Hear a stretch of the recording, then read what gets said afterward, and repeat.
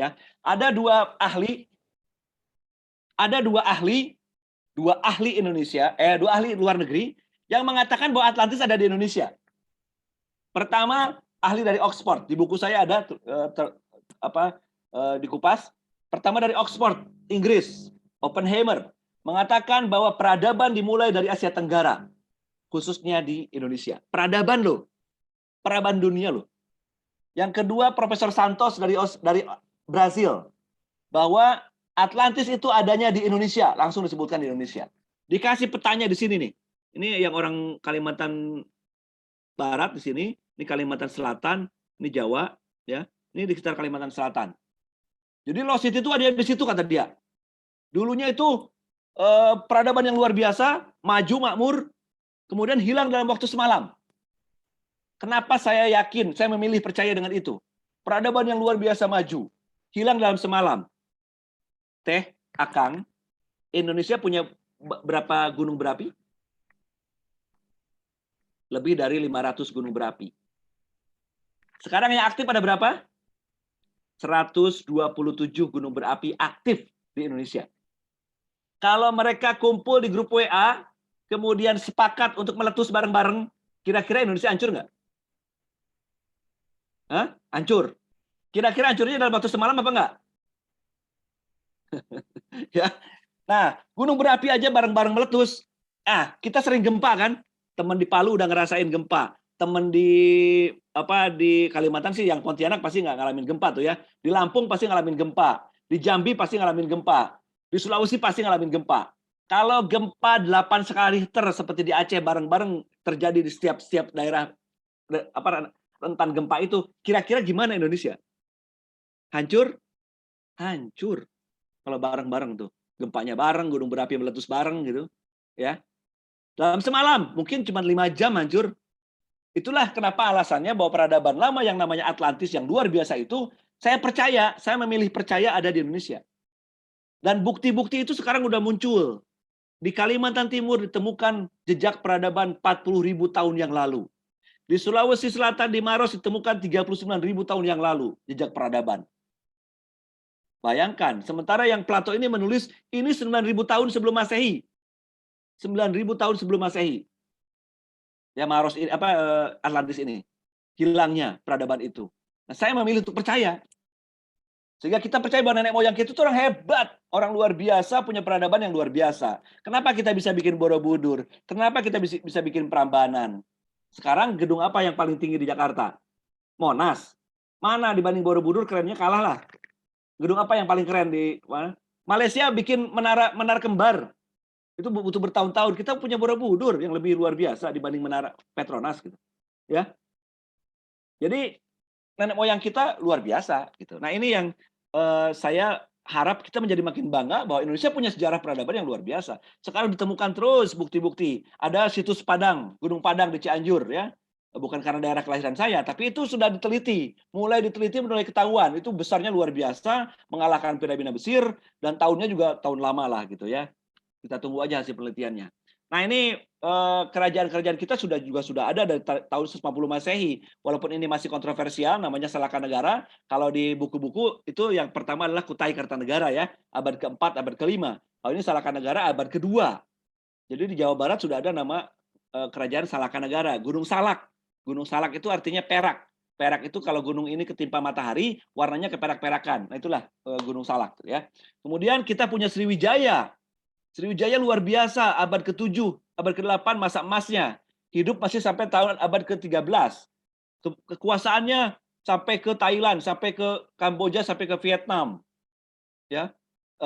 Di abad ke-7 itu di Sriwijaya, di Palembang sudah ada perpustakaan yang dikunjungi oleh orang-orang Cina yang mau belajar ke India. Belajar agama Buddha, belajar agama Hindu. Luar biasa pusat kesusahan Sriwijaya itu. Itu abad ke-7 loh, ya. Jauh dari kita gitu. Kemudian Majapahit. Majapahit cuma 200 tahun berkuasa, tapi Nusantara dikuasai. Dari Sumatera, kemudian Asia Tenggara itu juga dikuasai oleh Majapahit. Jadi kita hebat, tapi usia mereka kan hilang. Ya. Hidup mereka tidak langgeng. Sriwijaya cuma 600 tahun lah. Majapahit lebih pendek lagi, 200 tahun hilang. Ada kerajaan apa yang lama? Sampai sekarang ada mungkin yang masih mungkin Keraton Yogyakarta, tapi kan sudah bukan suatu bangsa, bukan pemerintahan lagi. Indonesia umurnya baru berapa? 76 tahun, masih muda sekali. Masih sangat rentan. Kita kalau mau makin maju, ya ayo gitu. Orang-orangnya harus maju. Anda ini, saya, kita, ya berpikiran yang cocok, yang sesuai dengan wawasan Nusantara yang kita bahas ini. Karena kita punya sejarah yang luar biasa. Majapahit sudah mampu kok, ya. Zaman dulu tuh banyak orang hebat dari Indonesia yang diakui oleh dunia, ya. Nah, kita punya, kalau Anda tentang alam semesta, alam Indonesia udah nggak usah nanya lagi, kita udah unggul di mana-mana ya. Tapi ada yang lain yang tidak unggulnya gitu loh. Tapi ini kita punya keunggulan yang luar biasa. Ada apa? Laut, darat, udara semua ada di Indonesia. Ya, keindahannya udah nggak usah dipertanyakan lagi lah. Kita menikmati banget lah. Saking menikmatinya kita lupa kerja kan gitu. karena nikmat banget gitu. Nggak usah kerja juga masih tepakan gitu. Nah, itu mental yang harus kita. Nah, ini silakan Anda tonton ya. Mudah-mudahan membuat Anda, ini orang Brasil tapi cinta Indonesia. Aneh. Nggak tahu kenapa ya. Kita tonton ya, silakan. Kalau suaranya tidak terdengar, tolong angkat tangan ya, mudah-mudahan terdengar suaranya.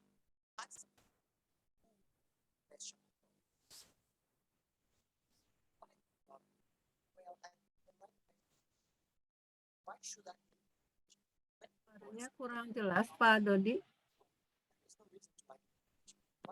Boleh diperbesar mungkin, Bapak. Kenapa? Nggak ada suaranya? Untuk suara, ya kurang jelas, Pak. Tapi kurang jelas ya? Iya. Keluar ya. Tapi nggak ada kurang jelas ya? Itulah Ya. problematika. Coba lagi ya, sekali lagi ya. Kalau kurang jelas juga, saya ceritakan aja nanti ya. Ya, oke. Sorry, kelewat. Hai semua, apa kabar kamu? Dengeran? The main question I always receive from Indonesians is Sudah ada. Hah? Masih kurang jelas? Sudah ada, Pak Dodi. Oh, sudah ya. Oke. Well, I think the right question should be, why should I hate Indonesia? When people ask me that, it sounds like, come on, there is no reason to like Indonesia. What are you talking about? Is Indonesia exploding bombs in my country? No. Do Indonesians hate foreign people that go to Indonesia? I don't think so. Do Indonesia have problems? Yes, my country has problems. Africa has problems. Europe has problems. The earth has problems. But we need to focus and recognize the qualities.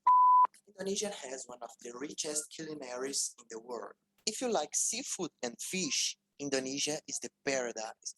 Papaya, starfruit, watermelon, and coconut are present in juicy salads, breakfast, and lunch. Rice is usually fried or cooked with vegetables and chicken or shrimp, and egg, of course. Mess is served on the street or packaged as Indomie instant noodle. We cannot forget the chendol, a beautiful and tasty dessert. I'm excited to prove that. Indonesia is the fourth most populous country in the world. There are hundreds of ethnic groups and they speak more than 500 languages and dialects. The most representative cultural events are the Javanese and Balinese dances. Many regions of Indonesia strive to preserve their unique cultural identity. Indonesians learn the regional language at home. At school, they learn Bahasa Indonesia, the official tongue.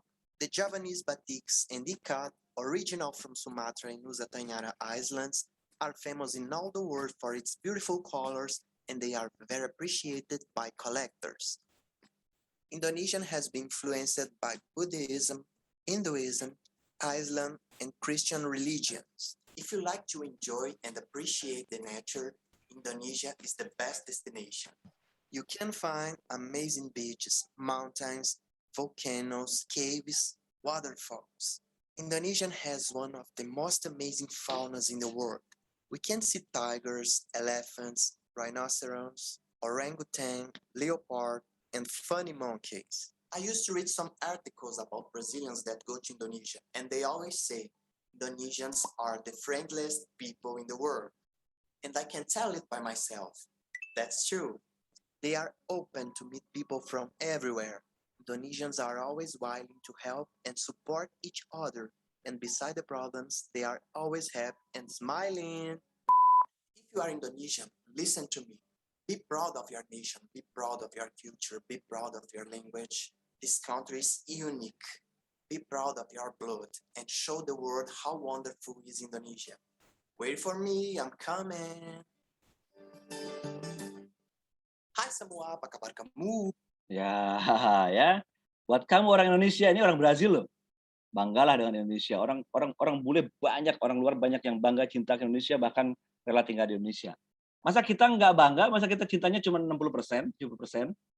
Naikkan cintamu, naikkan kebanggaanmu, maka Indonesia akan beruntung punya Anda. Anda pun beruntung hidup di sini, akan maksimal. Gitu ya. Di buku saya tuliskan beberapa orang asing yang luar biasa cintanya kepada Indonesia gitu. Karena mereka melihat Indonesia ini ya luar biasa gitu. Kita memang luar biasa, kita hebat.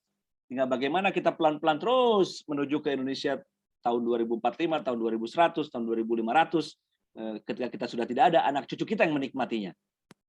Betul ya? Oke. Nah, tantangan kita kan sekarang ini ya. Yang lagi top-topnya kan sekarang itu tantangannya adalah terorisme, radikalisme, intoleransi, separatisme, korupsi, hoax, dan lain-lain. Banyak ya. Tantangannya banyak sekali, itu yang membuat kita bingung. Membuat kita, oh negeri sakit, negeri ini, macam-macam deh ya. Nah, ini terus gimana dong? Kembalilah ke dalam 4 pilar bangsa itu. Sudah terbukti itu Pancasila itu, Bhinneka Tunggal Ika itu, NKRI itu, UUD 45 itu merekatkan kita. Anda yang dari Toraja, Anda yang dari Kendari, Halu Oleo, Anda yang dari Palu, Tadulako, Anda yang dari Gorontalo, Anda dari Jambi, dari Sunda saya, dari Jakarta, dari Pontianak, dari manapun, bersatu kita Pancasila nomor 1. Saya kupas habis di dalam buku ini bagaimana kita berpancasila. Kenapa sih sila pertama itu ketuhanan yang Maha Esa? Kenapa sila kedua itu menjadi manusia yang adil dan beradab? Kenapa hanya dengan 2 itulah kita bisa bersatu? Kalau manusia yang bertuhan, manusia yang adil beradab, kita bisa bersatu. Dengan bersatu kita bisa bermusyawarah. Dengan bermusyawarah, bersatu, adil, dan berketuhanan, kita bisa jadi sejahtera bersama-sama. Itu Pancasila. Kenapa Bhinneka Tunggal Ika? Ya. Karena kita beda-beda. Kan? Itu yang bisa merekatkan kita. Orang luar banyak yang beda, hanya 2-3 orang. Kalau ngomongin rasialis ya, kalau ngomongin tindak tanduk orang-orang di luar sana, luar biasa, adik-adik. Di Amerika, beberapa bulan yang lalu, itu terjadi rasialis yang luar biasa. Mereka menganggap pandemi ini dibawa oleh orang Asia. Terjadilah perlakuan rasis terhadap orang Asia. Di Amerika loh, yang sudah 200 tahun merdeka, yang katanya sudah HAM-nya sudah luar biasa, rasialisnya masih luar biasa. Di Australia pun begitu. Di Indonesia ini hanya riak-riak saja, kecil-kecil saja ada gitu. Masih ada kita ya, minoritas masih ada yang merasa ini intimidatif dan lain-lain. Tapi jauh sekali dibandingkan dengan negara-negara lain. Kita sudah lebih baik dengan Bhinneka Tunggal Ika. Maka bersyukurlah kita, jangan malah diejek-ejek. Oh ini masih ada, oh iya masih ada. Kita proses. Mana ada sih negara lain yang sempurna dalam memperlakukan setiap kelompok, setiap manusia? Nggak ada. Ya. Negara lain kalau ada lihat negara apa yang paling makmur? Masih ada rasialis, masih ada orang yang tidak menghargai orang lain. Nah, tinggal kita lihat Indonesia bagaimana? Oh, ada di Indonesia pun, masih. Tapi kita berusaha untuk tidak begitu. Itu kelakuan oknum-oknum tertentu lah, ya. Gitu ya. Jadi kita ini adalah berbeda-beda, tapi kita dengan 4 pilar, dengan Pancasila, dengan Undang-Undang Dasar 45, dengan NKRI Negara Kesatuan Republik Indonesia, dan dengan semboyan Bhinneka Tunggal Ika, kita akan tetap terus bersatu. Ya, kita tidak mau seperti Singosari, negara yang kerajaan yang luar biasa tahun 1293. Ya, rajanya luar biasa berani menghadapi Kubilai Khan. Tapi umurnya cuma 90 sekian tahun. Ya, kalau kita sekarang 76 tahun, 20-an tahun lagi mau seperti Singosari, bubar. Kita hebat di Singosari. Nah, itu punya pengalaman-pengalaman itu. Ya. Nah, itu harus kita jaga karena usia kita masih sangat muda, 76 tahun. Oke? Kita udah menuju akhir. Kalau materi yang di pelatihan saya panjang sebenarnya, ini waktunya cuma 2 jam. Kalau di sana 3 jam kita ya. Ini saya persingkat beberapanya. Nah, sekarang coba tuliskan 3 hal apa yang sudah Anda lakukan untuk Indonesia. 3 hal apa yang sudah Anda lakukan untuk Indonesia? Saya kasih waktu 2 menit. Tuliskan di chat. Cukup 3 hal saja. Apa yang sudah Anda lakukan untuk Indonesia? Silakan. Jangan tanyakan apa yang sudah negara berikan kepadamu, tapi tanyakan apa yang sudah engkau berikan kepada negara. Nah, itu dasarnya ya. Coba 3 hal aja.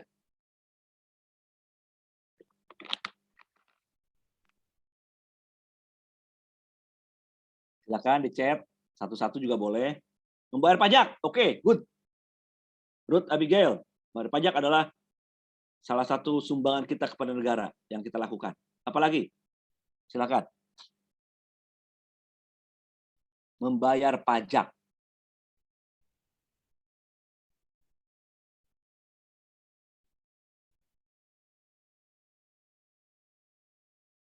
Belajar dengan sungguh-sungguh, benar ya Yunita, Yunastasia, benar. Membayar dengan belajar dengan sungguh-sungguh itu adalah salah satu kontribusi Anda untuk negara. Kalau Anda tidak belajar, Anda tidak naik kelas atau tidak lulus, itu bikin repot negara. Ya biayanya nambah untuk beli biaya pendidikannya gitu ya. Belajar sungguh-sungguh bagus ya, itu sumbangan kepada negara. Apalagi silakan. Apa sumbangan? Apa yang sudah Anda lakukan untuk Indonesia? Membeli produk dalam negeri, oke, Ruth, Abigail, Tarigan, betul, boleh tuh, ya belilah. Coba lihat diri Anda, produknya produk mana aja tuh ya. Saling menghormati antara sesama, betul Fitra, ya.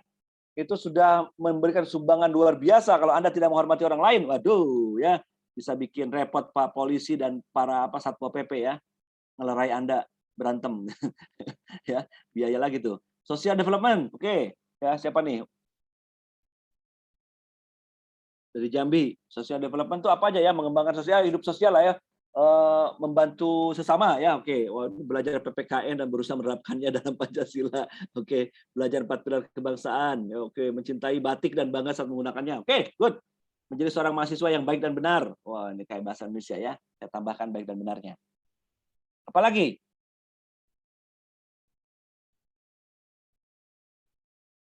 Jadi sebenarnya kita sudah banyak melakukan untuk Indonesia.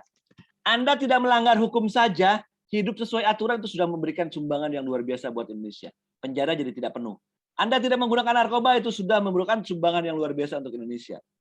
Anda tidak berbuat macam-macam yang melanggar aturan, melanggar norma, itu sudah memberikan sumbangan luar biasa buat Indonesia.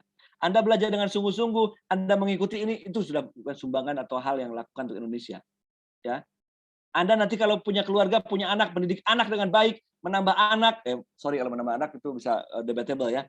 Punya anak kan generasi penerus kan perlu generasi lagi. Kalau Anda tidak punya anak kan berarti nggak ada generasi berikutnya kan Indonesia gitu. Jadi punya anak yang bagus, yang berkualitas, itu juga sumbangan buat Anda, buat Indonesia gitu ya. Jadi banyak sekali hal-hal yang kita bisa lakukan untuk Indonesia dari kita yang kecil-kecil. Saya ingat sekali dengan pepatah dari Cina atau dari mana ya gitu, bahwa kau jangan merutuki kegelapan. Engkau jangan mengutuk kegelapan. Engkau jangan mengutuk kebingungan Indonesia. Engkau jangan mengutuk sakitnya Indonesia. Engkau jangan mengutuk saat ini kondisi Indonesia yang kurang baik. Tapi nyalakanlah api walaupun sekecil lilin. Walaupun sekecil korek api. Jadi jangan merutuki, jangan mengutuk kegelapan. Tapi kau nyalakan api sekecil apapun itu. Ya, apa api kita? Belajar dengan baik itu adalah api kita. Nyebarin ilmu kepada orang-orang sekitar itu adalah api kita. Kalau saya nulis sebanyak-banyaknya yang baik-baik saya sebarkan ya kepada orang banyak. Kalau Anda Ibu Eli mengajar itu adalah menyalakan apinya. Jadi kalau semua orang menyalakan api yang baik-baik, maka lilin-lilin yang banyak itu akan menerangi Indonesia kan?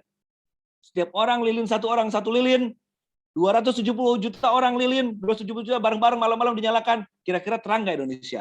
Kelihatan nggak tuh dari stasiun angkasa luar NASA? Ya lilin-lilin itu kan ada 270 orang Indonesia menyalakan lilin yang sama. Oke, jadi kita lakukan hal-hal yang bermanfaat buat kita, buat Indonesia, walaupun itu kecil dari diri kita sendiri. Hanya lilin, tapi itu akan menerangi orang-orang sekitar kita. Kalau mau perbesar lagi manfaatnya, nyalakan Petromax. Kalau mau nyalain lagi lebih besar lagi, beli lampu LED ya 100 watt. Nah gitu. Jadi tambahin terus kita ya. makin banyak, makin banyak, makin banyak. Sekarang ada YouTube, sekarang ada media sosial, makin mudah kita berbuat kebaikan. Anda tulis saja, tersenyumlah di dalam status Facebook Anda, di status apapun media sosial Anda, tersenyumlah, itu udah nyumbang yang luar biasa kepada negara. Sehingga orang-orang yang baca tulisan Anda tersenyum semua. Ketika tersenyum makin banyak, energinya positif. Ketika energi positif, orang akan berbuat kebaikan. Kalau banyak kebaikan yang muncul, polisi jadinya tidak bekerja, penjara kosong, ya, biaya berkurang, Indonesia bergembira gitu ya. Jadi hal-hal kecil akan menggelinding. Oke, yang terakhir, slide saya terakhir adalah satu kali lagi. Saya ini pengen semuanya nulis nih kalau yang ini, wajib nih, ya. Tolong dituliskan. Oke, tuliskan. Nah, sampai ada lagunya nih. Tuliskan dalam satu kalimat, apa janji Anda untuk Indonesia?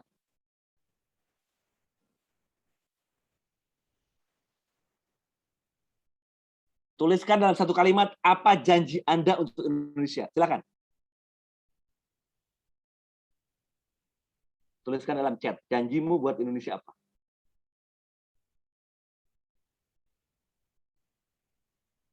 Ya tanah air bebas pusaka.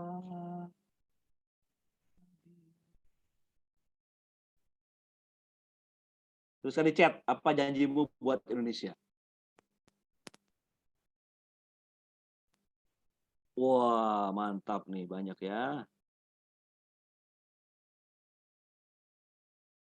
Tolong ya, dijaga ya janjinya ya. Melestarikan budaya pencaksilat, mempelajari penulisan, mempelajari musik tradisional. Janjinya dijaga ya. Masa ini mentornya mah udah pastilah ya. Pak Mentor, janjinya dicatat tuh di sini, direkam. Melestarikan kekayaan alam budaya, mempelajari 4 pilar kebangsaan, belajar PKI yang tadi lagi nih. Janjinya. Oh, saya salah bacanya. Saya berjanji akan membuat Indonesia negara maju dan berkembang, mendistribusikan pendidikan berkualitas merata. Oh, mantap ini janjinya. Aku akan menjaga keberagamanmu yang luar biasa ini. Saya berjanji mendidik generasi bangsa dengan baik dan benar. Wah, ingat ya, janjinya tercatat ini. Saya akan menjadi WNI yang baik dimanapun dan kapanpun. Saya akan menjadi generasi muda. Oke. Anda janji kepada diri sendiri, bukan kepada saya, tapi kepada semua, kepada alam semesta. Ya. Oke. Siapa yang mau membuka janjinya dalam suara? Dibacakan sendiri? Atau saya tunjuk? Ini yang kelihatan suaranya lantang nih. Paula buka. Buka suaranya dan teriakan janjimu. Seperti yang kamu tuliskan. Saya berjanji akan selalu menjaga dan mencintai Indonesia. Wih, tepuk tangan janjinya. Ya, tepuk tangan dong janjinya nih ya. Yunita, janjimu bacakan. Saya berjanji akan turut serta dalam mencerdaskan anak bangsa. Mantap, janjimu direkam loh ini ya. Janji kalian direkam nih. Bukan janji kepada saya, tapi kepada bangsa. Oke, Elizabeth, Horid. Buka suaramu dan bacakan janjimu. Saya berjanji akan selalu menjaga keberagaman yang ada di Indonesia ini. Oke, mantap ya. Vivin. Orang Sunda mah suka salah melulu kalau V sama P ya. Silakan Vivin, buka suaramu dan teriakan janjimu. Saya berjanji akan membuat generasi bangsa menjadi lebih cerdas. Mantap. Janjimu ini bukan saya yang dengar saja, tapi direkam dan akan disebarkan oleh Bu Eli dan Mas Sam ke seantero negeri. Ya, Mas Fitra, silakan. Akang Fitra. Saya berjanji akan membuat Indonesia sebagai negara maju dan berkembang. Maju dan berkembang maju. Oke, satu lagi ya. Ini yang kelihatannya mau ngomong nih. Putri. Saya berjanji akan membuat perubahan di negara tercinta Indonesia. Mantap, perubahan. Tepuk tangan buat kita semua ya. Oke, terima kasih untuk janji-janjinya. Janji Anda bukan janji buat saya, tapi janji buat Indonesia ya. Indonesia yang akan mendengarkan, akan menagih janji Anda. beberapa tahun kemudian, beberapa generasi kemudian, beberapa dekade kemudian ya, janji Anda tercatat oleh alam semesta, dicatat Zoom minimal ya. Oke, saya di ujung apa? Buah mangga, buah markisa. Saya bangga jadi orang Indonesia. Tepuk tangan buat kita semua. Terima kasih banyak atas waktunya. Saya kembalikan kepada Mas Syam ya. Saya stop share. Baik. Terima kasih Bapak Dodi. Sebelumnya Kang Teteh juga kepada Ibu, kepada Bapak mohon maaf saya di HP karena ini tiba-tiba di laptop menjadi unable to connect begitu ya. Saya tidak mengerti ada masalah di Zoom di laptop saya begitu. Untuk selanjutnya penyampaian materi sudah, kemudian kita kepada sesi tanya jawab.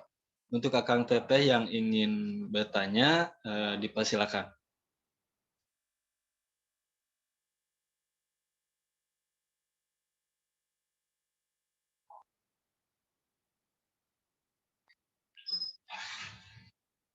Baik, belum ada.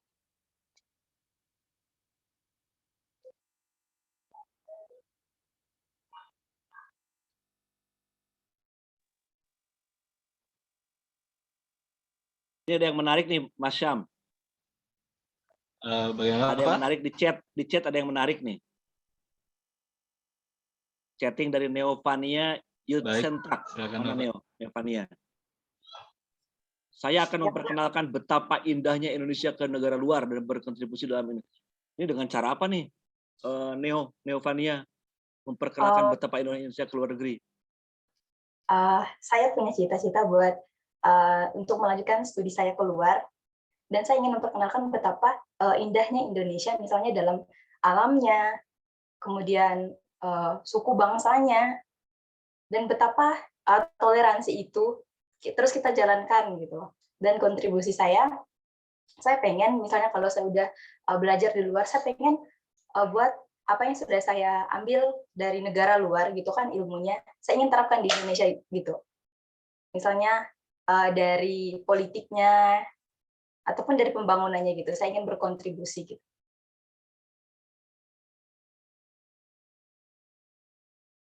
Tepuk tangan dong, itu luar biasa ya mau belajar ke luar negeri. Itu saya dulu cita-cita belajar ke luar negeri nggak kesampaian, Mbak Neo, Teh Neo. Mudah-mudahan Teh Neo ini ya kesampaian belajar ke luar negeri. Dan tapi sekarang gini loh, teman-teman ya Mas Syam ya, kita ini bisa memperkenalkan Indonesia dengan YouTube kan sekarang. Lewat media sosial, udah banyak tuh, saya senang banget. Anda tahu Alif Bata? Alif Bata tahu nggak? Ada yang tahu, ada yang enggak ya, Alif Bata. Neo tahu, Fania, Alif Bata? Tidak tahu. Itu Alif Bata itu subscribernya 5 juta orang. Orang antah berantah bukan siapa-siapa, 5 juta orang sekarang subscriber di YouTube-nya. Itu hanya artis kali yang punya segitu atau orang-orang top lah gitu. Tapi ini orang antah berantah. Hanya operator alat berat. Tapi dia punya kemampuan main gitar yang luar biasa. Finger style. Dan itu di reaction oleh orang seluruh dunia. Dan mereka kagum dengan Alif Bata. Dengan cara ini. Dan Indonesia jadi terkenal. Jadi kalau istilahnya Alif Bata tuh kopi mana kopi gitu. Mereka tuh itu orang bule ngomong kalau lagi reaction, kopi mana kopi gitu. Bahasa Indonesia. Dan mereka menjadi belajar tentang Indonesia, orang-orang yang reaction di luar negeri itu. Nah, kalau Anda punya kemampuan begitu, ini mumpung Anda masih muda-muda nih ya, manfaatkan YouTube untuk memperkenalkan Indonesia ke dunia luar. Ya, apapun Anda tadi ada yang dari Jambi, dari Kendari, dari Palu. Orang-orang luar pengen tahu loh apa-apa yang ada di pelosok-pelosok itu, seperti apa ya gitu. Itu buat kita sih mungkin biasa aja, buat mereka itu luar biasa. Apalagi punya kemampuan yang luar biasa gitu ya. Jadi kalau Neovania punya kemampuan di bidang seni apa gitu ya, bisa nari, bisa nyanyi, bisa main batik, itu luar biasa itu kalau bisa diperkenalkan ke luar negeri. Itu juga membuat kita menjadi lebih bangga, dan kebanggaan akan bertumpuk-tumpuk kebanggaan menjadi kita lebih percaya diri, maka kita akan lebih berprestasi.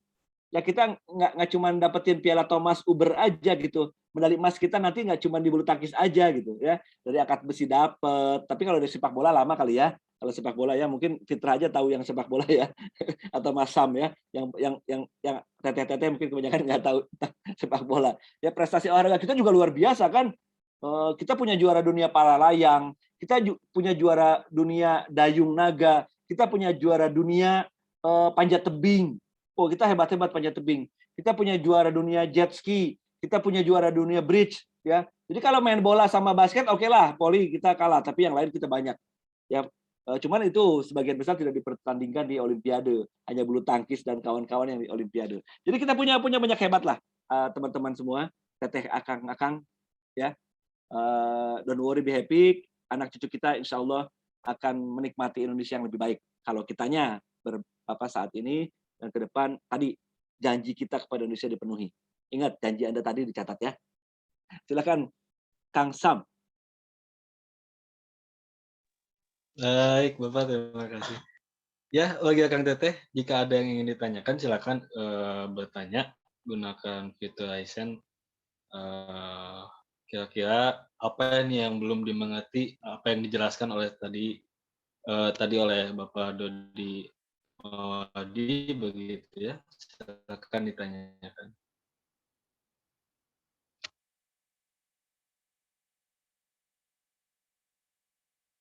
Apakah baik? Teh Abigail Tarigan, silakan. Baik, terima kasih atas kesempatannya. Pak, saya ingin bertanya. Tadi kan Bapak punya buku tuh, namanya Wawasan Nusantara. Mengapa buku Bapak dinamakan Wawasan Nusantara? Kenapa tidak Wawasan NKRI atau Wawasan Indonesia? Terus ada pertanyaan kedua. Saya kan jurusan pendidikan ekonomi. Tadi ada disinggung mengenai ekonomi Indonesia, krisis moneter, terus dan lain-lain itu. Jadi apa sih implementasi Wawasan Nusantara itu dalam kegiatan dalam kehidupan ekonomi itu sendiri? Terima kasih. Baik, langsung dijawab mungkin Bapak boleh? Ya, oke, biar nggak lupa ya kalau pertanyaannya banyak. Oke, kenapa buku ini namanya Wawasan Nusantara? Saya di buku ini, Anda download belum? Itu gratis kok downloadnya di Google Book ya, di Google Play Store. Anda bisa download, itu baca bagaimana latar belakang buku ini muncul. Wawasan Nusantara itu memang sudah menjadi pakem, yaitu nation vision. Jadi cara pandang bangsa terhadap bangsanya yang tepat itu Wawasan Nusantara. Ada juga wawasan nasional, tapi yang kita angkat yang sesuai dengan di pendidikan kewarganegaraan di negara kita yang dikenal adalah wawasan Nusantara. Di dalam wawasan Nusantara ada wawasan kebangsaan, wawasan kejuangan, wawasan kebudayaan. Saya pelajari tiga-tiganya. Ketika SMA dulu, saya dijejali dengan wawasan kejuangan. Bagaimana perjuangan Panglima Jenderal Sudirman? Bagaimana perjuangan Soekarno membangun Indonesia atau memerdekakan Indonesia? Kemudian wawasan kebudayaan, tadi yang latar belakang kita yang berbeda-beda. Kita pelajari semuanya ya dari Sabang sampai Merauke. Kebudayaan kita ini beragam luar biasa ya. Kebudayaan berkaitan dengan peradaban. Yang lebih tinggi dari budaya adalah peradaban. Budaya adalah salah satu bagian dari peradaban. Indonesia berbudaya tinggi, tapi beradabnya bagaimana? Nah, itu makanya ada sila kedua, manusia yang adil dan beradab. Bukan kemanusiaan yang adil dan berbudaya, bukan kan? Manusia yang adil dan beradab. Di adab ada di atasnya budaya. Nah, kita membangun negara yang beradab dengan budaya dari bangsa kita seluruhnya. Itu wawasan Nusantara, perjuangan kebudayaan dan wawasan kebudayaan, wawasan kejuangan dan wawasan kebangsaan. Nah, itu jawabannya, Mbak. Tadi siapa tadi? Mbak Abigail ya, Teh Abigail. Jadi kenapa namanya wawasan Nusantara? Kan memang sudah pakemnya dari negara bahwa wawasan yang dipelajari sebagai dasar pedoman kita mencapai tujuan nasional adalah wawasan Nusantara. Kemudian yang ekonomi, bagaimana praktek wawasan Nusantara dengan ekonomi? Wawasan Nusantara di situ ada 4 pilar, Pancasila, UUD 45, NKRI, Bhinneka Tunggal Ika. Ya, ekonominya mudah sekali, Abigail.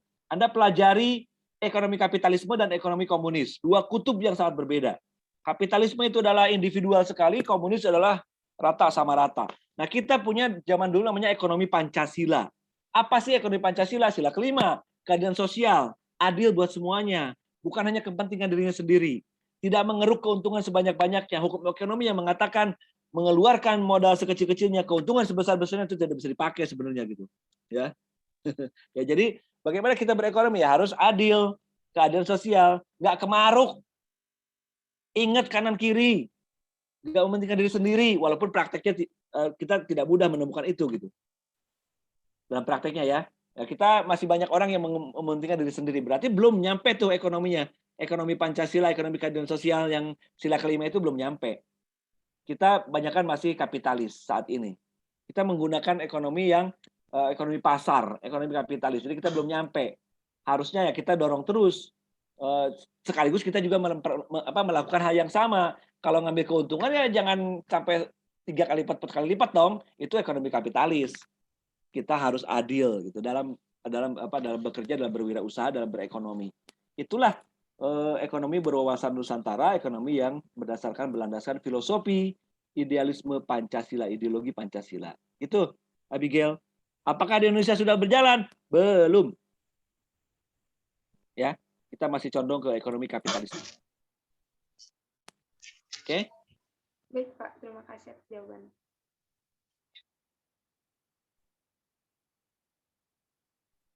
Baik. Untuk Teh Ruth Abigail, apakah ada yang ingin ditanyakan kembali begitu? Jika ada, silakan. Jika ada yang kurang dimengerti atau cukup baik. Begitu Kang Teteh, silakan. Apakah masih ada yang ingin ditanyakan? Teh Elizabeth ya. Untuk Teh Elizabeth silakan. Baik, terima kasih kesempatannya Kang Sam. Saya ingin bertanya kepada Bapak ya. Saya kan tadi membaca profil Bapak di internet ya Pak. Bapak bercita-cita membuat buku 1000 judul buku. Nah, pertanyaan saya begini. Dari sebanyak buku itu dan di zaman sekarang ini serba teknologi, serba berpengetahuan, banyak anak muda yang beralih dari buku misalnya ke YouTube, entah tontonan yang lain seperti itu. Pertanyaan saya kepada Bapak Dodi, bagaimana sih membuat minat anak muda itu untuk membaca buku? Karena kan di zaman serba teknologi ini minat anak muda itu untuk membaca buku itu sangat kurang seperti itu. Terima kasih. Baik, terima kasih. Boleh langsung dijawab. Ya, baik. Silakan. Ini dari Teh Elizabeth. Ini mirip dengan Ibu Eli nih. Depannya sama, Elisa Rifa. Elizabeth. Ya, mirip-mirip namanya ya. Oke. Minat baca. Saya ketika dulu terjun ke dunia penulisan, itu diketawain. Kenapa? Orang minat baca Indonesia rendah kok, malah jadi penulis. 0,0 sekian gitu ya minat bacanya gitu Indonesia. Tapi saya kok optimis ya bahwa minat baca walaupun sedikit justru itu potensinya akan banyak, akan besar. Saya yakin ke depan akan makin banyak orang yang secara sadar makin suka membaca. Nah, tapi kita juga harus memahami bahwa setiap orang punya gaya, punya cara belajar yang berbeda-beda. Sekarang kita dalam hidup dalam dunia yang luar biasa, teknologi menjadi mendominasi. Jadi buat saya, apakah Anda nonton YouTube berisi ilmu pengetahuan atau Anda membaca satu buku, itu saya anggap setaralah sama saja. Jadi kalau Anda tiap hari nonton YouTube tentang nulis, ilmu-ilmu nulis yang disampaikan oleh para pakar, atau Anda ikut seminar di YouTube yang sekarang makin banyak orang merekam seminarnya lewat Zoom di YouTube, itu adalah komplimen dari membaca sebenarnya. Ya, jadi kalau memang gaya Anda adalah anak-anak zaman sekarang sukanya nonton dan dengar, ya fine-fine aja. Yang penting yang Anda dapatkan adalah ilmu pengetahuan, menambah pengetahuan Anda, kompetensi Anda ditambah. Kompetensi itu dari sikap, ya sikap Anda mau terus belajar, ya. Kemudian pengetahuan Anda, knowledge Anda, pengetahuan Anda baca, Anda nonton, Anda dengar, Anda bergaul dengan orang-orang yang lebih baik, ya. Dan skill Anda di mana? Keterampilan Anda di mana? Itu kompetensi Anda nanti harus terus naik. Nah, buat saya buku-buku yang dulunya dalam bentuk cetak Ya sekarang saya bikinlah dalam bentuk audiobook, saya bikinlah dalam bentuk e-book, saya bikinlah dalam bentuk berbagai macam sesuai dengan gaya manusia zaman sekarang yang mau membaca buku. Jadi nggak terpaku dengan buku cetak. Buku cetak tetap akan ada, tetap dibutuhkan, tapi diperkuat oleh e-book, diperkuat oleh audiobook, diperkuat oleh audiovisual book. Ya, itu terus berproses seperti itu. Jadi ya kita sama-sama punya tugas untuk generasi berikutnya supaya punya keinginan belajar tinggi. Itu aja sih. Kalau itu punya rasa ingin tahunya tinggi, rasa belajarnya tinggi, maka otomatis dia akan membaca, dia akan melihat, dia akan mendengar, dia akan menonton. Yang salah satu dari itu naik, itu udah bagus buat Indonesia. Gitu ya. Jadi teman-teman ini nanti ke adiknya, ke kakaknya, ke orang-orang sekitarnya ya tunjukkan bahwa Anda punya semangat belajar sehingga menular kepada mereka. Semangat belajar, rasa ingin tahu tinggi, terus tidak pernah berhenti untuk belajar. Itu akan menular. Oke, gitu ya. Baik, terima kasih Bapak atas jawabannya. Teh Elizabeth, bagaimana? Apakah ada yang ingin ditanyakan kembali? Atau sudah cukup jelas? Baik, terima kasih Bapak, sudah cukup jelas. Baik, terima kasih. Baik, Kakang Teteh, apakah ada yang ingin bertanya? Apakah masih ada yang ingin bertanya? Teh Putri Nopianti, silakan. Baik, terima kasih atas kesempatan yang telah diberikan. Perkenalkan, nama saya Putri Noprianti, asalnya dari Universitas Jambi. Berdasarkan materi yang telah Bapak paparkan, bahwa Bapak kan berkembang di wilayah yang homogen, di mana hanya menemui orang-orang Sunda yang beragama Islam.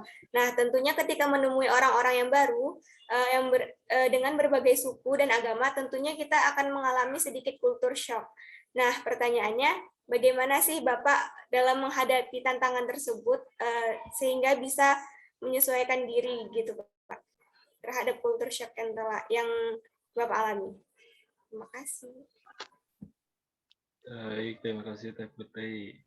Bapak boleh dijawab kembali? Ya, menarik nih ya Teh Putri ya.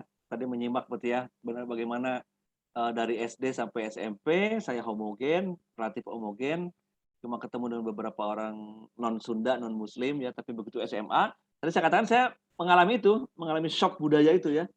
Mengalami shock yang luar biasa. Ini kok beda banget ya. Kulitnya hitam banget ini. Bau banget tuh. Kenceng banget suaranya. Itu terjadi dan cukup lama gitu. Akhirnya ya lama-lama ya kita biasa. Makanya kalau kita sudah punya dasar, saya memang diajarkan oleh orang tua untuk menghormati siapapun. Itu memang pelajaran. Jadi kita harus terapkan kepada keluarga kita harus menghormati orang sebagai ciptaan Tuhan. Ciptaan Allah. Ya, bahwa manusia itu sama semuanya. Perbedaan-perbedaan itu adalah sunatullah, itu adalah bukan pilihan kita gitu untuk berbeda gitu ya. Bukan pilihan saya untuk menjadi Sunda gitu ya. Saya juga beragama Islam karena orang tua saya beragama Islam saat itu gitu waktu kecil ya. Jadi pemahaman itu yang harus menghormati setiap orang itu saya pegang. Orang tua saya, guru-guru saya mengatakan itu saya pegang, sehingga ketika ada berbeda walaupun itu bikin kita shock, ya lama-lama kita paham, oh ternyata iya Indonesia berbeda ya. Oh iya ternyata ketika saya bergaul dengan orang Batak, saya mau manggil temen yang jauh, saya pakai dia aja buat manggil karena suaranya keras gitu. Saya kan suaranya nggak terlalu keras saat itu gitu ya. Jadi apa yang buat saya kaget, suaranya keras banget bikin saya ini, saya manfaatkan aja buat manggil temen yang jauh gitu. Itu hal kecil semacam itu. Jadi perbedaan itu memperkaya kita gitu. Jadi fungsi hidup kita bisa malah makin luar biasa. Ketika saya mengelola sekolah alam Cikeas saya pakai kaos sekolah alam Cikeas ini ya. Ini yang sederhana banget deh. Bagaimana perbedaan itu sungguh-sungguh bermanfaat ya. Ketika Idul Fitri, sekolah itu kan tetap harus dijaga. Siapa yang jaga? Apakah yang Muslim? Yang Muslim negonya luar biasa gitu. Tambahan uang lemburnya banyak gitu ya. Ternyata kita punya satpam non Muslim. Dialah yang jaga. Tuh, bayangkan. Jadi bermanfaat banget gitu perbedaan itu. Ketika Lebaran yang non Muslim yang jaga. Ketika Natalan mungkin yang Muslim yang jaga di sekolah kita, yang satu libur, yang satu tetap bisa masuk karena tidak ikut merayakan, kan begitu. Itu perbedaan-perbedaan semacam itu kecil-kecil, tapi kita sudah alami semuanya di Indonesia. Dan itu adalah berkah yang luar biasa buat kita. Ya, jadi culture shock itu terjadi, tapi kita langsung menyadari, oh saya harus menghormati semua. Oh, Indonesia ini adalah negara yang luar biasa beragamnya. Saya kaget ketika datang ke Malinau ya. Saya pernah ke Malinau di Kalimantan Utara ya. Saya kaget karena banyak orang bertato, makin banyak banget yang bertato. Buat saya dulu awal-awal bertato itu sesuatu yang haram buat saya gitu ya pribadi. Nggak mungkin saya bertato gitu. Tapi saya memahami ternyata di budaya Dayak tato itu adalah salah satu kehormatan. Tato tertentu buat orang yang levelnya lebih tinggi, tato tertentu itu suatu kehormatan. Kadang di kaki, kadang di tangan, lengan gitu. Nah, kita harus menghormati. Oh, ternyata orang Dayak beberapa sukunya karena subsukunya banyak ya. Ada 405 subsuku Dayak di Kalimantan. Ya kita harus memahami. Oke, tatonya adalah untuk itu. Bukan seperti zaman dulu kita ya. Awal-awal saya mengenal tato itu preman. Enggak loh, di Kalimantan Dayak bukan preman yang bertato. Orang-orang baik, orang-orang yang sangat baik yang saya kenal itu ya banyak yang bertato gitu. Jadi cara pandang saya berubah. Cultural shock saya olah, saya kelola. Oh ya, kita memahami. Jadi bagaimana kita memahami orang lain itu dari sudut pandang yang berbeda. Bukan sudut pandang kita sendiri saja, tapi kita lihat sudut pandang orang itu juga. Ada hal-hal yang harus kita pahami dari setiap orang, setiap suku bangsa, setiap perbedaan, sehingga kita bisa bergaul dengan mereka dengan sangat baik, sehingga kita bisa membangun Indonesia itu dengan keberagaman itu dan makin maju kita. Bukan mempermasalahkan Indonesia ini dari mana, presiden dari Jawa. Enggak, presiden siapapun yang punya kemampuan nanti hebat. Mau Islam, mau Buddha, mau Konghucu gitu kan. Mau Jawa, mau Lampung, mau Batak, mau Toraja, mau Sidrap. Sidrap itu panjangannya Sidrap. Ya saya tahu ini saya pendekannya aja Sidrap gitu ya. Itu ya enggak ada masalah. Tapi pelan-pelan karena masih banyak orang Indonesia yang wawasan Nusantaranya masih lemah. Kalau saya tidak masalah. Siapapun menjadi pemimpin, yang penting dia benar. Yang penting dia bisa membangun. Yang penting dia memperlakukan semua kelompok sama. Itu kan yang penting. Semua kelompok diperlakukan sama. Semua dia tidak korupsi. Dia berintegritas. Dia memajukan Indonesia. Udah selesai. Buat apa yang harus Jawa karena 40% warga Indonesia Jawa, tapi misalnya tidak bisa memimpin. Orang Sunda itu 20% lah, nomor 2-nya dari Jawa. Ya belum pernah sekarang orang Sunda ribut-ribut mau jadi presiden juga, enggak kok, biasa aja gitu. Siapapun lah yang bagus itu jadi presiden, jadi itu kita akan pilih. Itu kaitan dengan tadi cultural shock menghadapi orang-orang yang berbeda, Putri. Ya. Terima kasih. Baik, terima kasih Bapak. Gimana, bagaimana Teh Putri? Apakah ada yang ingin ditanyakan kembali? Baik, terima kasih atas penjelasannya. Sangat bisa membuat sudut pandang Putri juga berubah juga berdasarkan paparan dari Bapak. Terima kasih Bapak.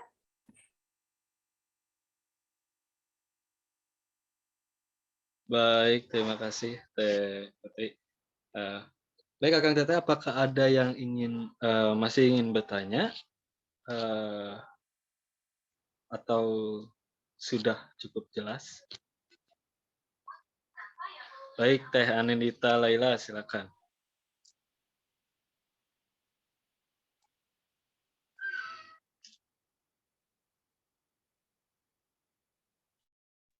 Suaranya belum dibuka. Suaranya belum dibuka, Mbak Anin.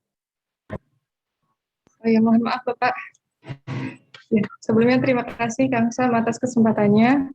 Mengenai background pendidikan Bapak tadi ya Pak, Bapak itu kan SMA-nya di SMA Taruna Nusantara.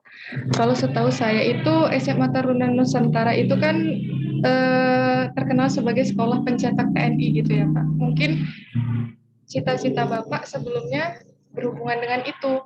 Tapi kenapa kemudian Bapak melanjutkan pendidikan malah ke bidang komunikasi seperti itu Bapak?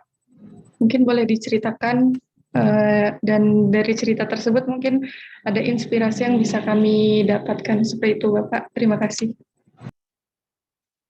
Baik, Teh Anin. Boleh, silakan Bapak. Ya, saya mau nyambungkan dengan wawasan Nusantara ini pertanyaannya. Oke, ya. Gini, SMA ini didirikan oleh orang-orang yang punya visi jauh ke depan ya. Dan sekarang makin banyak orang-orang semacam ini. Jadi di sana kita dijejali dengan wawasan kebangsaan. Makanya orang-orang dari seluruh Indonesia yang datang ke situ, dari 27 provinsi, dari ratusan suku bangsa yang berbeda. Tadi saya mengalami culture shock yang luar biasa ketika berada di sana di awal-awal ya. Tapi setelah berjalan selama 3 tahun justru kami bersaudara sampai saat ini ya. Jadi sampai saat ini kami masih berhubungan, masih menjadi saudara. Saya ketika bersekolah di sana juga teman saya dari Jambi 2 orang nginap di rumah saya. Orang Kerinci itu dua-duanya orang Kerinci ya, nginep di rumah saya. Mereka juga culture shock juga ketika hidup 1 minggu di rumah saya gitu ya, melihat kondisi di lingkungan Sunda, kaget juga gitu mereka di awal-awal ya. Nah ini pendidikan itu kemudian para pembuatnya ada 4 profesor waktu itu dari UI, dari UGM, dan dari Tentara Indonesia tentu saja terutama, dan taman siswa. Jadi Ki Hajar Dewantoro itu menjadi dasar dari sekolah ini. Awalnya sekolah ini memang kebanyakan masuk ke TNI atau Polri karena memang pendirinya dari tentara ya, Departemen Pertahanan. Tetapi pada perjalanannya ternyata Indonesia itu kan tidak hanya butuh tentara dan Polri, ya kan? Justru orang sipilnya lebih banyak. Gitu. Justru orang sipilnya yang harus punya wawasan kebangsaan, wawasan kejuangan, wawasan kebudayaan dalam wawasan Nusantara yang tepat itu harus lebih banyak gitu. Masalahnya di situ. Saat ini kita masih kekurangan orang sipil yang memahami wawasan Nusantara dengan pas. Sementara orang TNI Polri tiap hari dijejali itu gitu. Bahkan sampai mereka sudah jadi sudah bertugas pun masih tetap gitu. Nah, saya tidak boleh jadi polisi oleh nenek moyang saya gitu.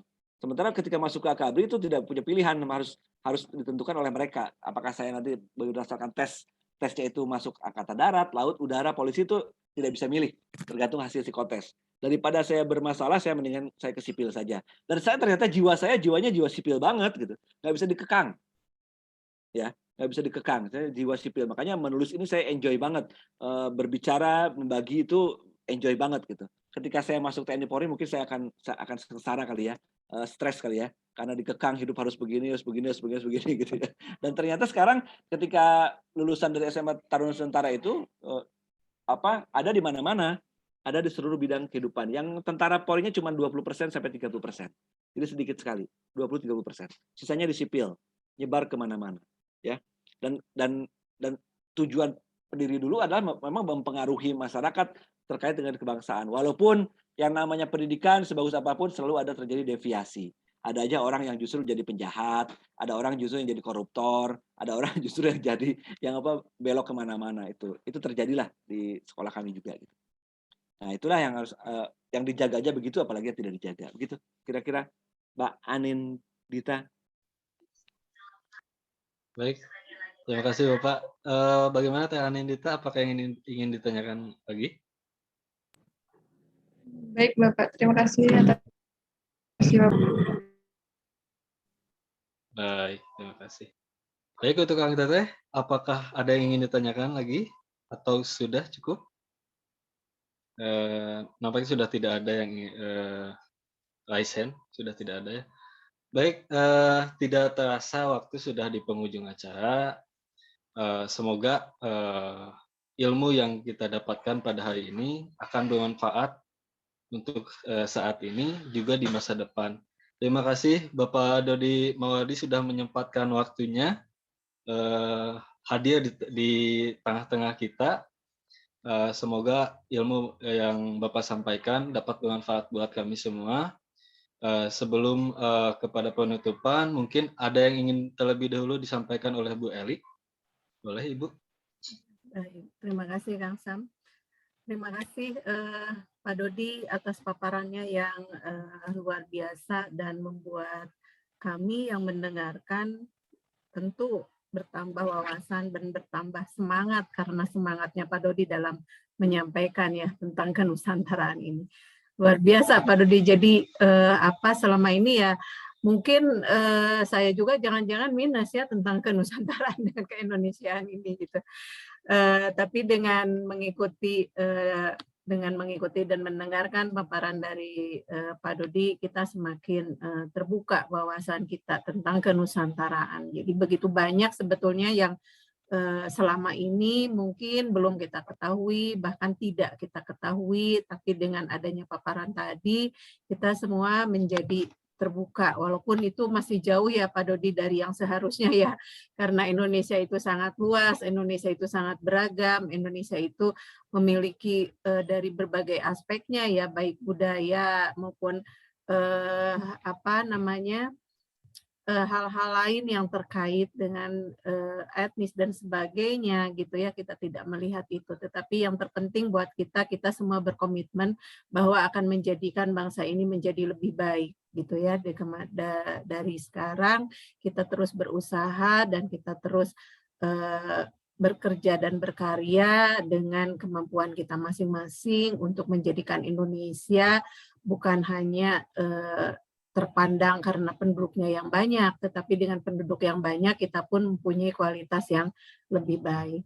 Terima kasih Pak Dodi sudah menyempatkan waktunya. Mohon maaf atas segala kekurangannya.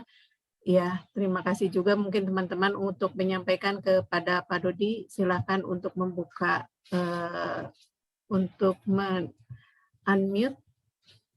Mengucapkan terima kasih kepada Pak Dodi atas paparannya pada hari ini. Silakan Akang Teteh dibuka. Terima kasih.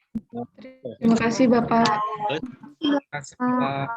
Terima kasih banyak Bapak. Terima kasih Bapak. Terima kasih Bapak.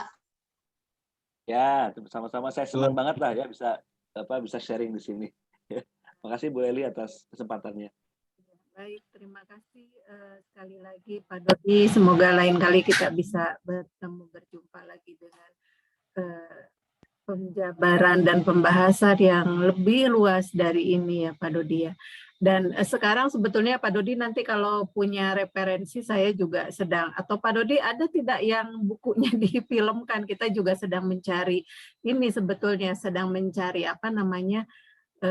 bedah film ya, untuk bedah film. Jadi kalau ada bukunya yang difilmkan terkait kenusantaraan, nah kita itu juga sedang mencari salah seorang gitu ya, penulis yang bukunya atau karyanya difilmkan, terutama terkait dengan kenusantaraan ini, karena sangat jarang ya Pak Dodi kayaknya, kalaupun ada hanya dokumenter saja bentuknya, tidak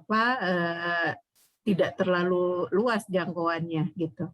Nah nanti Masih mungkin tawar-menawar Bu. Kenapa? Sedang tawar-menawar, ada yang sedang tawar-menawar ini beberapa kali.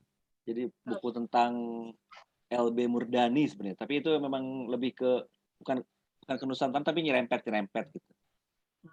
Nanti saya carikan deh, kayaknya ada deh yang kayak film-film yang tentang perjuangan lah ya, tentang keindonesiaan. Seperti karya-karyanya Ale dan siapa, Ari Sihasale itu kan kenusantarannya luar biasa itu, bagus. Iya, kebetulan kan kalau jadi ini maksudnya jadi ada keterkaitan ya dengan materi yang Pak Dodi sampaikan, kenusantaraan yang begitu luas gitu ya. Ternyata kita juga wawasannya ternyata masih kurang tentang kenusantaraan ini. Gitu seperti itu. Nah, mudah-mudahan nanti dengan adanya bukan hanya dalam bentuk buku atau film yang bisa langsung ditonton oleh mahasiswa, ini akan menambah wawasan kami semua. Ya, sekali lagi terima kasih Pak Dodi. Mohon maaf atas segala kekurangannya. Saya kembalikan kepada Kang Sam untuk menutup terlebih dahulu. Baik, terima kasih Ibu. Baik Kang Teteh, sebelum kita tutup, kita ke sesi foto bersama terlebih dahulu ya. Karena saya nih di handphone, jadi tidak memungkinkan untuk memoto. Silakan Akang Teteh memoto di laptopnya masing-masing. Saya akan hitung 1 sampai 3 begitu ya, supaya serentak semuanya begitu. Nah, kita mulai saja ya Akang Teteh. Saya hitung, lemparkan senyumnya begitu. 1, 2, 3, silakan. Baik, 1 kali lagi gaya bebas Akang Teteh. Baik ya.